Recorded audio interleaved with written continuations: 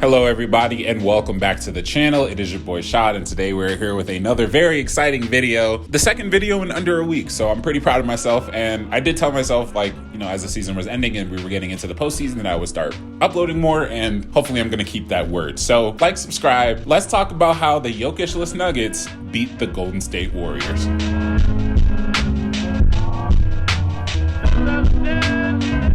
I want to talk about these two toward the top of the video because that game was so impressive from the both of them. And by the both of them, I mean Christian Braun and Peyton Watson, our rookie duo off the bench. When we talk about the future of the Nuggets, that, you know, we thought we had a really solid young core in Bones and CB and Peyton and Kamagate coming over next year. Obviously, the stuff with Bones didn't work. So now we're searching for more players who can, at some point, fill in the role of being a star Nugget. And CB and Peyton Watson really showed out in their minutes against the defending champions in a game without their best player. The defensive prowess of those two, I tweeted this during the game, but they play off of each other so well. And when it comes to the defensive side of the ball, they're both able to play at the point of attack, and they're also able to play that free roaming area, and they are also at times able to play more of that help side rim deterrence / rim protection role. That is more Peyton Watson than it is Christian Braun, and we will talk about that specifically in just a little bit. But I mean, we saw it in this game against the Warriors. We saw both of them picking up lead guards at the top of the key and following them from the three-point line all the way into the paint and stand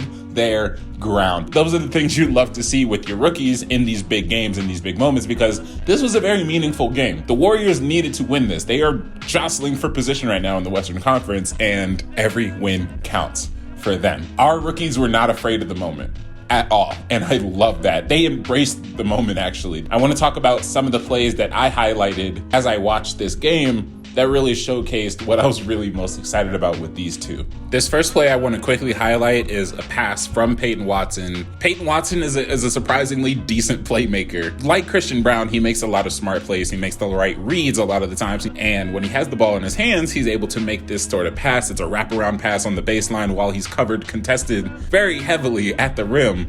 This is a beautiful pass to be able to make for such a young guy. This play, we're going to highlight a little bit of Christian Braun's defensive prowess on the perimeter and how he's able to keep up toe-to-toe with Jordan Poole. He's not new to guarding Jordan Poole. And this play right here shows, again, just how good he is, following him from the three-point line, not following for the hesitation, getting a really good non-foul contest up, and then getting out in transition. And then, as you see, this is the jam that he had, the poster on Klay Thompson as he was running out in transition. There is not a more representative sequence of plays that better showcase what Christian Braun brings to this team.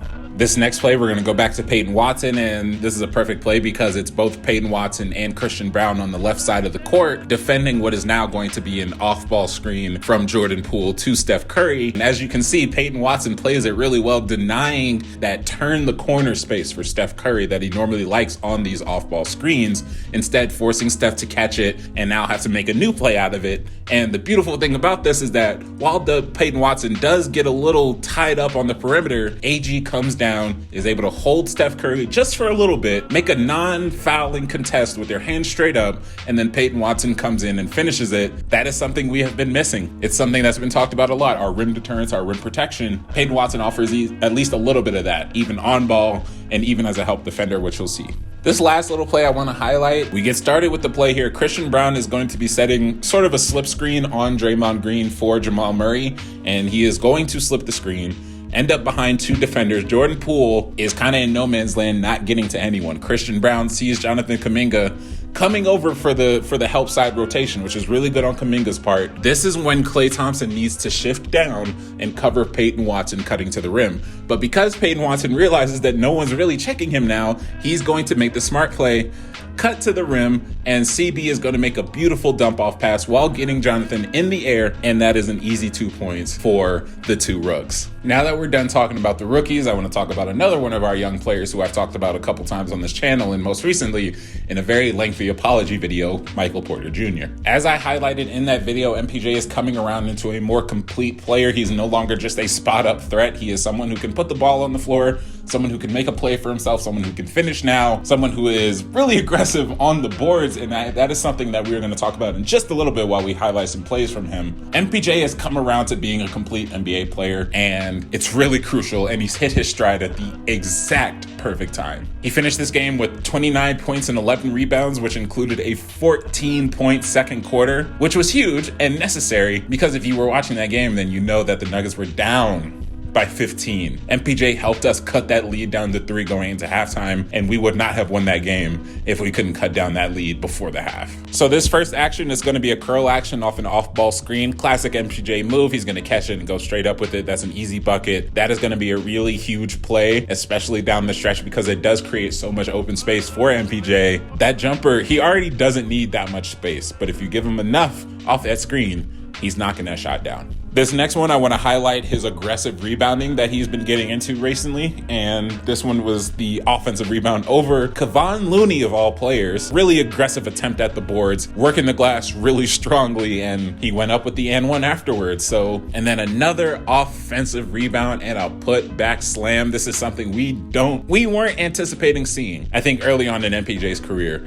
And now we're seeing it pretty regularly. The last one I remember was him dunking on Jokic on a putback. You're seeing a different tenacity from MPJ, a different type of confidence in his body from MPJ, because now I feel like he's not held back by the mental of his injury status, or his injury history, I should say. He's turned into a new player, and I absolutely love it. And he was really one of the reasons why we won this game against the Dubs. And now I want to talk about our leader, Jamal Murray. I say leader because I can't remember what specific article or whatever it was that I saw, but I remember seeing something about Jamal Murray taking more of a vocal leadership role in the locker room. Huge. Jamal Murray's energy gets all of Ball Arena going, and it gets the team going. When Jamal Murray is in it and when he is flowing, the game is easy for everyone on the Nuggets.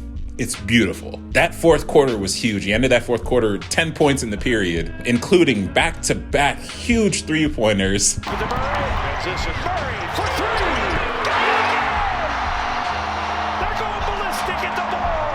And a block on Draymond, and a game-saving block to close the entire game out. Lets it go. No good.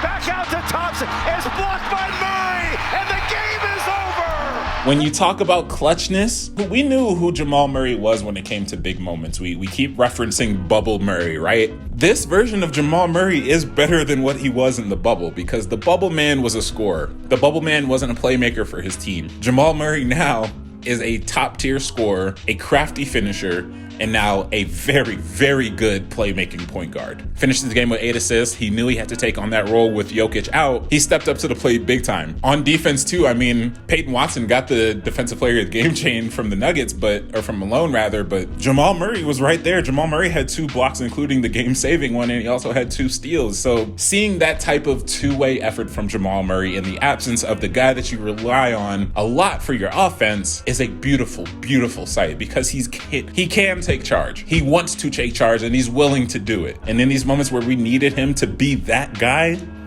he was, plain and simple. Before we head into the outro of this video, I do want to talk about a couple of things that I noticed in the absence of Jokic, which are going to be interesting things to take into account when it comes postseason time. Because Jokic was out, and because Zeke Naji was also out, although I think he would have helped our situation just a little bit more too, we didn't have a real center that we wanted to play big minutes for. Thomas Bryant hasn't been that guy that we thought we were getting. DeAndre Jordan is not getting minutes anymore, plain and simple. We started Jeff Green at center. Normally, typically, terrible.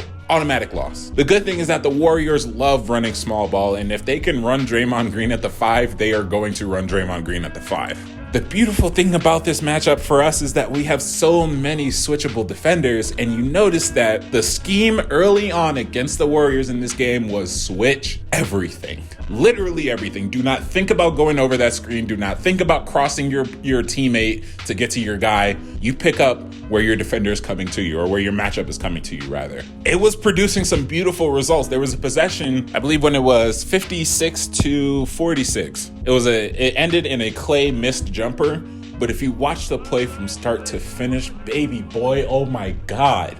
The switches were seamless, the switches were on time, and they were very, very impactful because the Warriors were trying to find that hole. They like to do the Warrior thing. They like getting teams moving. They like finding the holes. They like finding the backdoor cuts. But when you're switching everything, how do you combat that? Basketball is beautiful. It's beautiful to see these little things play out and create a larger thing. It's lovely. But that's going to do it for me today, man.